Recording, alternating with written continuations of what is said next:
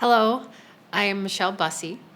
I discovered Hometown Church 20 years ago as a new believer, and I've planted roots in Lakeville ever since. Hometown Church has been my constant through all the changes that life presents. At that time, I was a recent college grad and new to the Twin Cities.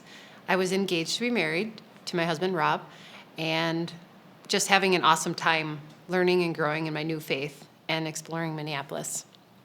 We got married, we bought a house, and we really just had a sweet couple of years enjoying being on our own, being involved in church any way we could.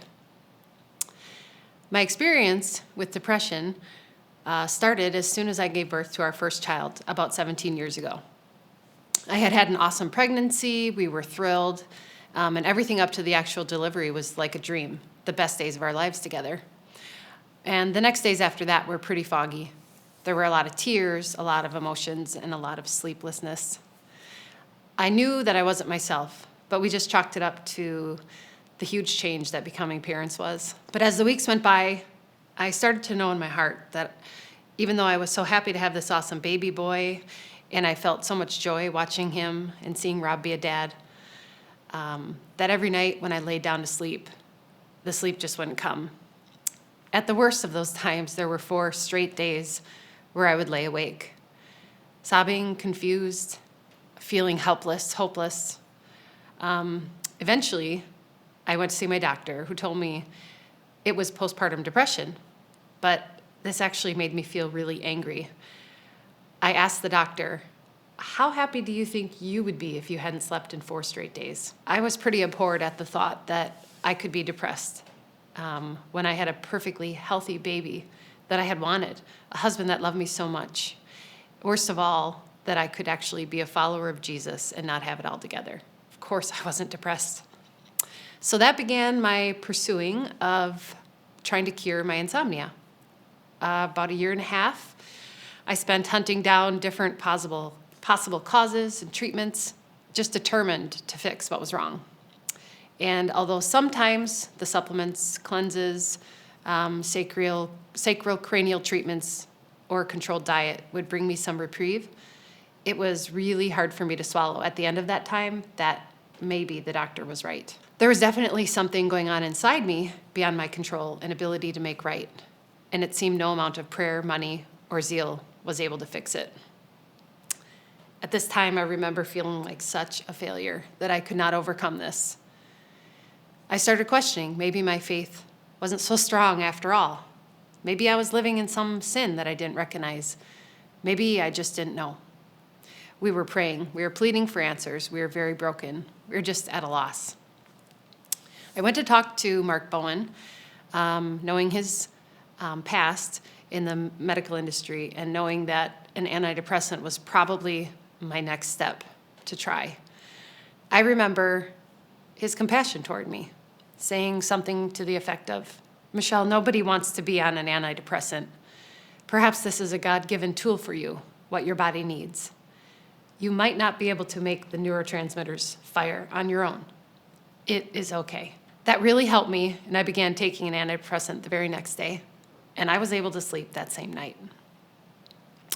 As the years have gone by, it's so easy now to look back and recognize tendencies and patterns that pointed to this culmination of tipping the scales when I delivered, where I couldn't function anymore without an antidepressant. It's true that that has helped me to get some sleep and to function pretty normally, but it's also true that it's not a singular cure. It's only a help.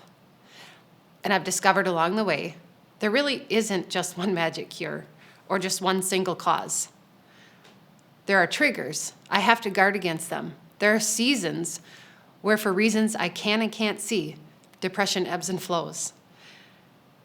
I have come to accept that I might battle depression until God chooses to take it far away from me. And for me, that looks like being willing to wake up and fight every day, every single day. And it looks like pursuing wellness, physically, mentally, spiritually. Pursuing physical wellness is an obvious one, but it's also so difficult. We all know there are benefits living a healthy lifestyle and that it's worth the effort and discipline. So I'm learning to train myself to cooperate with that. it's also super helpful to have encouraging people alongside here, which I'm super thankful for. Mentally, well, that actually brings me to why I'm even sharing all this on a video with you. Depression itself often told me to keep absolutely silent about what I was or wasn't feeling, convincing me there would be judgments made that I would not be able to defend. I was afraid that even my husband would look at me differently, and ultimately that no one would really understand, and I'd be right back to the lonely spot where I started. This is all a lie. The enemy works relentlessly to keep me in a state of hopelessness. A couple of years ago, I sat down with a counselor who helped me to pull back the curtain a little bit to see what's going on inside of me. And the more that I talked, shared, and dug into my past, the less shame and more freedom I experienced. I'm actually excited to be able to go back and talk more with her next month. I'm committed to not stop pursuing wellness. I might never be cured, but I can keep making steps in the right direction. Lastly, and most importantly, of course, is spiritually. Staying near to Jesus, pouring out my feelings, the dilemmas I feel, my desire to control, and learning to live in more humility toward the God who gives me every breath. A significant mind shift for me was early on when a friend shared with me that perhaps my depression was not something I could figure out, but that it was something I could quiet and calm my soul about, like a child on his mother's lap. That's from Psalm 131. Basically, that I could leave things that are too great and wonderful for me to understand to a God who knew everything. I am learning to worship my way through this. Anyone who's watching and going through something parallel, I want to say that I'm sorry. What you're going through is difficult, lonely, and it feels hopeless sometimes. But I want to encourage you not to give up hope either. I'm holding on to hope. Even though I'm not healed yet, God is using this to keep me utterly dependent upon Him. And that itself is a great gift. Yes, I do wish this testimony was a bit different, that I could be sharing about how I overcame depression and how there's 3 simple steps for you to do the same. But I know that even though my healing is delayed, it will certainly come, and it will not be late. If it is in heaven, so be it. And if it's on earth, praise God.